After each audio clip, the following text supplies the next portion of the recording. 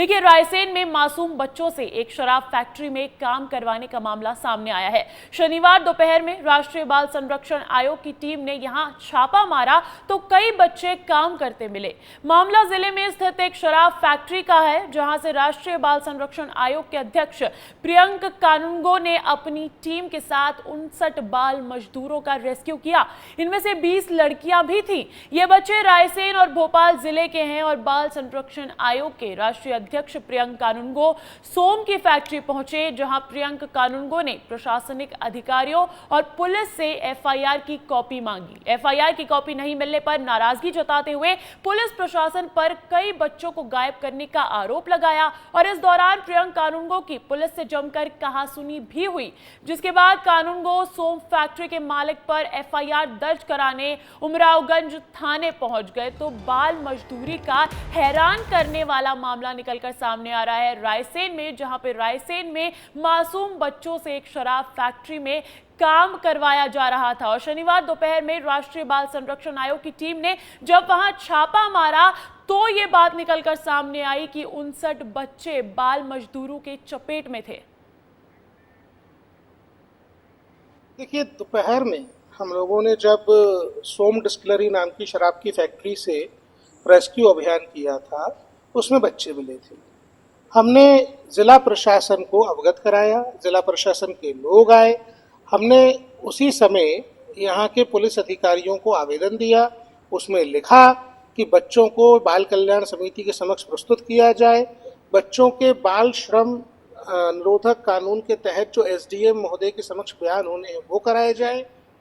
तो देखिए, रायसेन की सोम डिस्टिलरी में बच्चों से मजदूरी कराने का मामला जब सामने आया, उसने तूल पकड़ ली। मामले में सीएम डॉक्टर मोहन यादव ने दोषियों के खिलाफ सख्त कार्रवाई के निर्देश दिए हैं।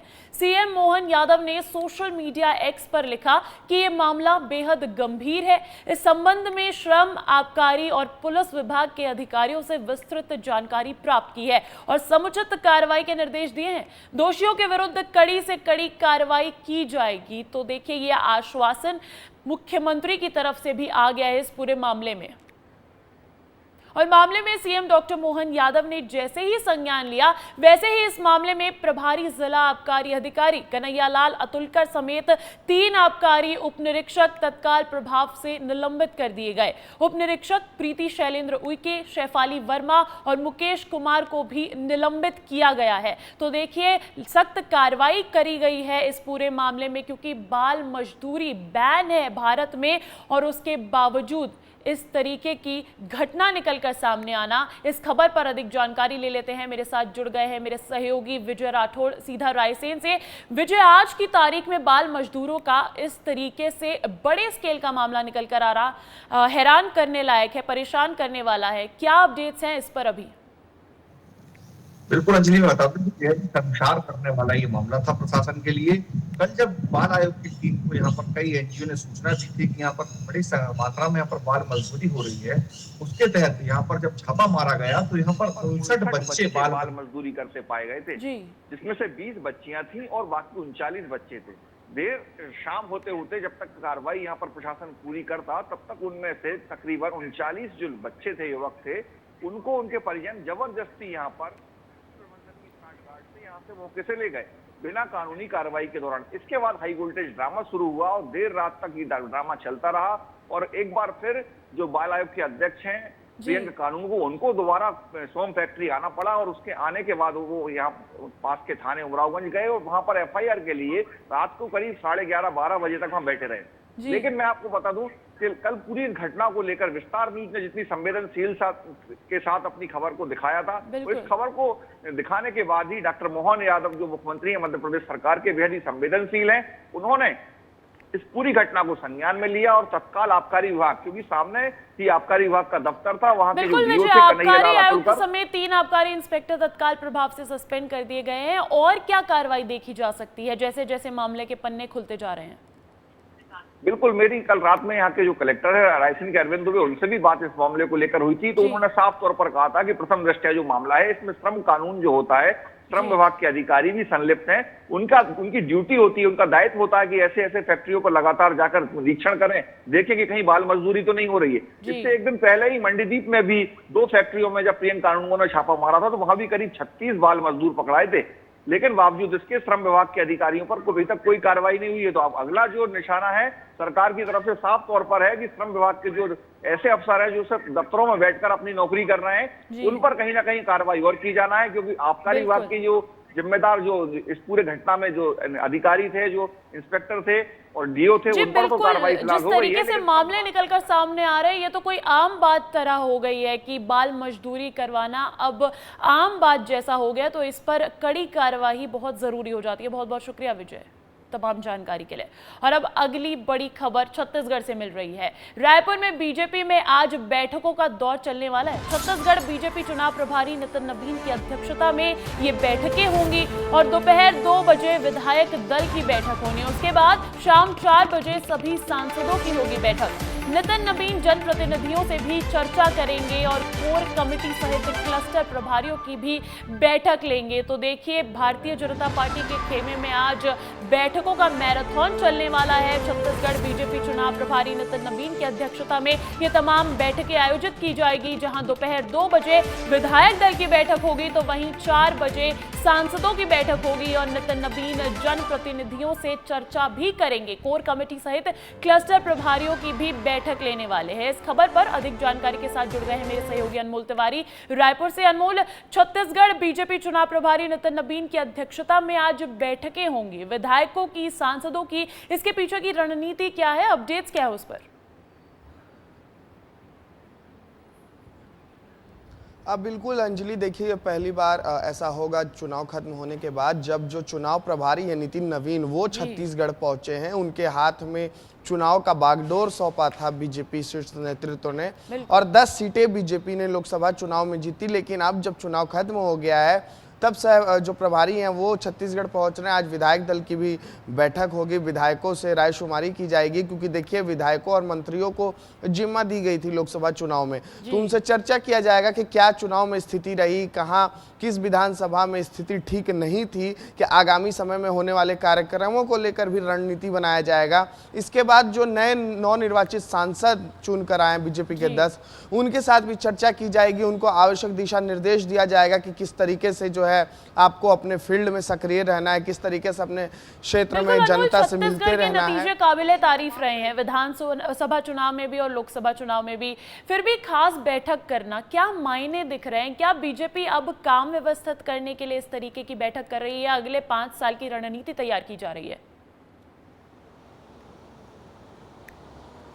अब बिल्कुल अंजलि, आपने सही कहा कि अगले 5 साल के लिए रणनीति जो है अभी से शुरू हो जाएगी, क्योंकि देखिए चुनाव भले ही खत्म हो गया है लेकिन इसका मतलब ये नहीं है कि जो मीटिंग है या फिर जो व्यवस्था है उसमें कोई भी कमी रह जाए। यही वजह है कि बीजेपी जो है हमेशा सक्रिय रहती है, संगठन को मजबूत करने में लगी रहती है। जैसे कि कोरबा सीट बीजेपी को इस चुनाव में हार का सामना करना पड़ा है, तो उस पर भी मंथन होगा कि आखिरकार जो बीजेपी का लक्ष्य था 11 की 11 सीटें जीतने का, उसमें से 1 सीट कोरबा नहीं जीत पाए तो क्या कमी रह गई, अगली बार कैसे उस सीट को जीता जाए। तो इन तमाम पहलुओं पर जो है चर्चा होगी और संगठन कैसे और मजबूत हो, इसको लेकर जो प्रभारी हैं वो आवश्यक दिशा निर्देश देंगे विधायकों को। से भारतीय जनता पार्टी जो चूकी है उसको लेकर भी खास चर्चा की जाएगी छत्तीसगढ़ में। बहुत बहुत शुक्रिया अनमोल तमाम जानकारी के लिए। और अब अगली बड़ी खबर ग्वालियर से मिल रही है। ग्वालियर में सीएम डॉक्टर मोहन यादव जल गंगा संवर्धन अभियान में शामिल हुए, जहां सीएम मोहन यादव ने ग्वालियर को करोड़ों के विकास कार्यों की सौगात दी है।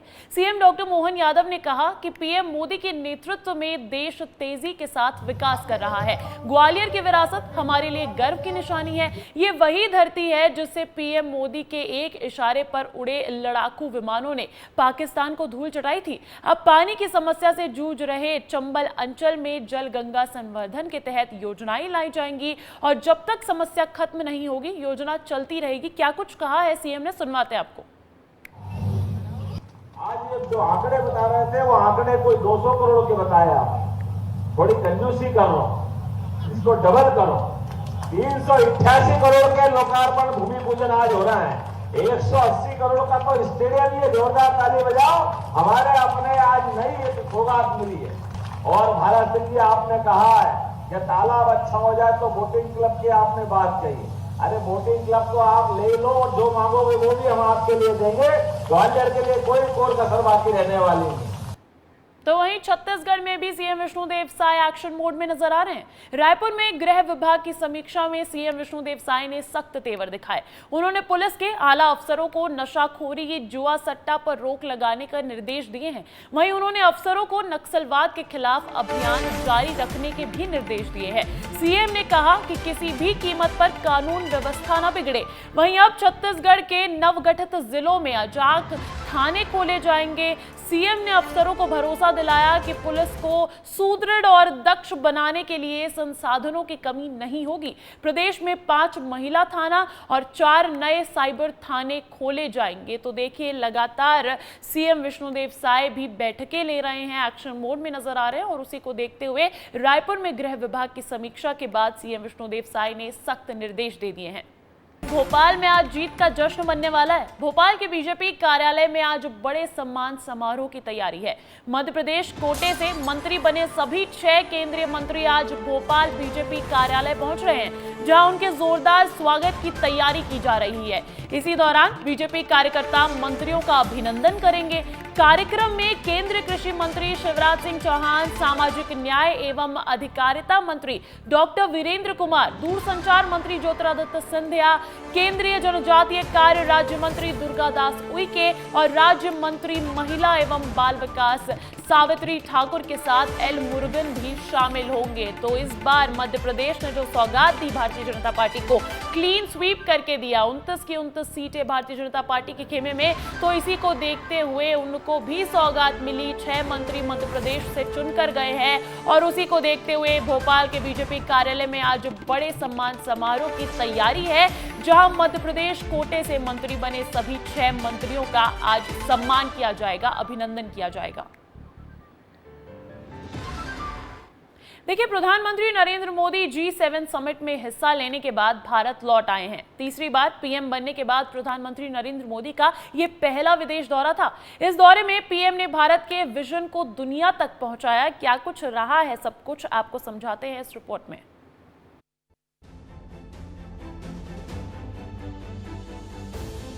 इटली के अपूलिया में G7 शिखर सम्मेलन में शिरकत करने के बाद प्रधानमंत्री मोदी भारत वापस लौट आए हैं। G7 सम्मेलन में पीएम मोदी ने फ्रांस के राष्ट्रपति इमैनुअल मैक्रों, ब्रिटेन के प्रधानमंत्री ऋषि सुनक, यूक्रेन के राष्ट्रपति वोलोदिमीर ज़ेलेंस्की,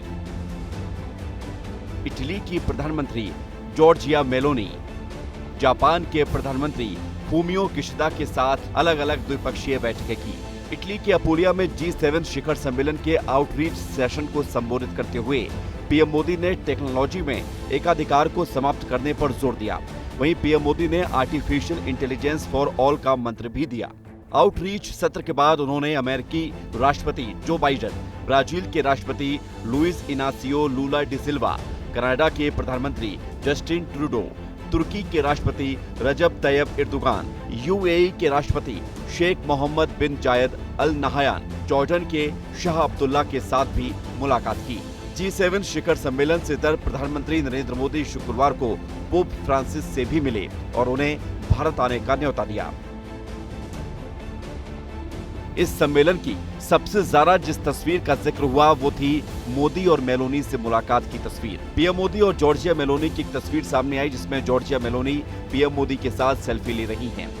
दोनों ही वर्ल्ड लीडर एक दूसरे के साथ सहजता के साथ खड़े हुए हैं और मुस्कुरा रहे हैं। इससे पहले भी मोदी और मेलोनी की सेल्फी को लेकर खूब चर्चा हुई है। सेल्फी से पहले तीसरी बार प्रधानमंत्री बनने के बाद इटली के अपूलिया में जॉर्जिया मेलोनी से उनकी मुलाकात भी बेहद खास रही। पीएम मोदी ने इस बार भारत की सांस्कृतिक परंपरा के अनुसार जॉर्जिया मेलोनी को हाथ जोड़कर नमस्ते किया। इसके बाद इटली की पीएम ने भी उसी अंदाज में प्रधानमंत्री मोदी का अभिवादन किया। पीएम नरेंद्र मोदी जब इटली से रवाना वापस भारत के लिए हो रहे थे तो उन्होंने सोशल मीडिया प्लेटफॉर्म एक्स पर लिखा कि अपूलिया में G7 शिखर सम्मेलन मेरे लिए काफी अच्छा रहा। यहाँ विश्व के नेताओं के साथ बातचीत हुई और तमाम विषयों पर चर्चा हुई। तीसरी बार प्रधानमंत्री बनने के बाद पीएम मोदी की ये पहली विदेश यात्रा थी। साथ ही वो 5वीं बार G7 शिखर सम्मेलन में शामिल हुए थे। ब्यूरो रिपोर्ट, विस्तार न्यूज।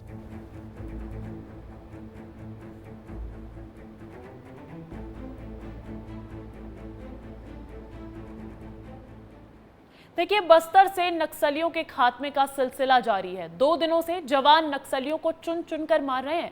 इस बार नक्सलियों की राजधानी कहे जाने वाले अबुझमाड़ इलाके में सुरक्षा बलों और नक्सलियों की मुठभेड़ हो रही है।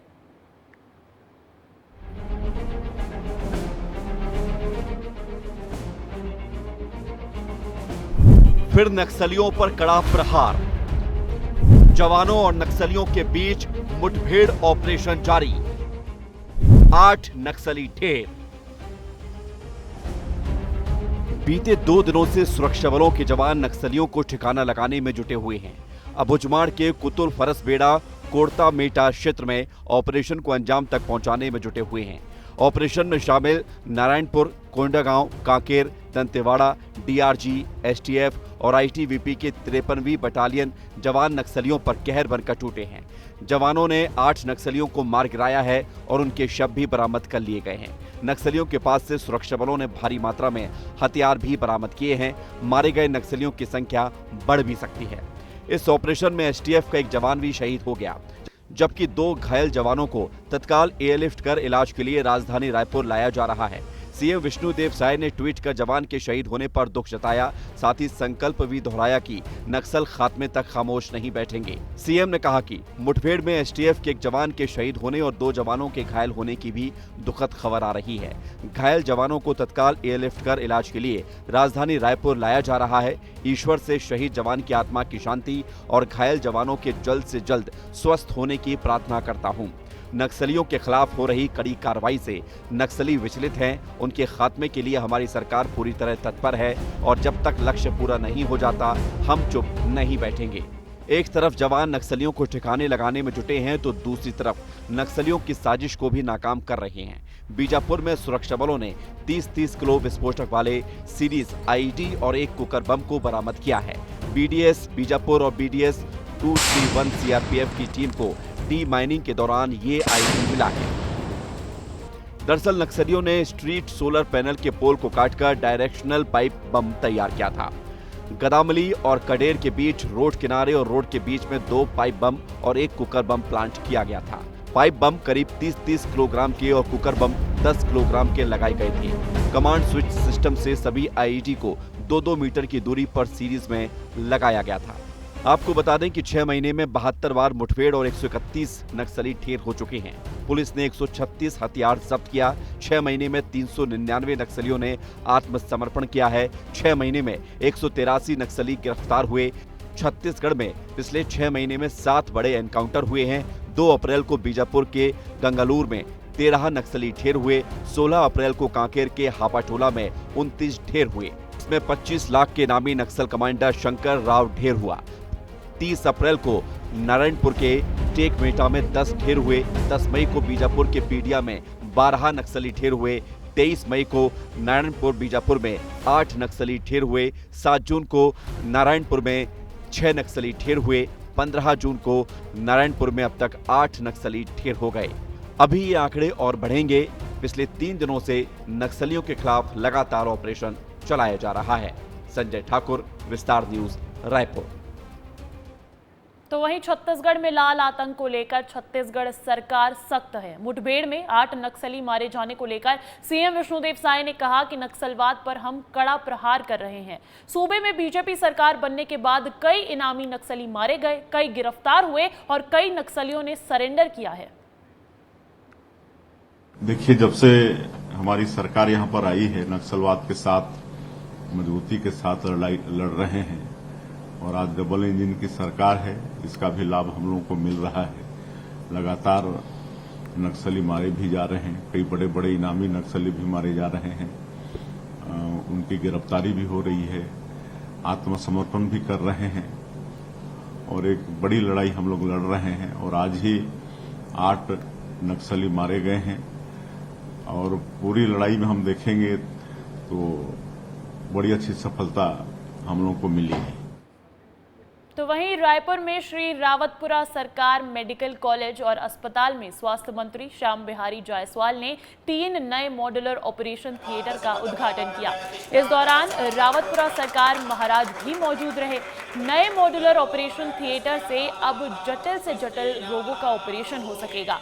नए बने मॉड्यूलर ऑपरेशन थिएटर में जटिल जोड़ों का operation, laparoscopy surgery, neuro surgery, euro surgery और कैंसर के ऑपरेशन की सुविधा मरीजों को मिलेगी। वहीं स्वास्थ्य मंत्री श्याम बिहारी जायसवाल ने अस्पताल के साथ साथ रावतपुरा सरकार मेडिकल कॉलेज परिसर का निरीक्षण भी किया।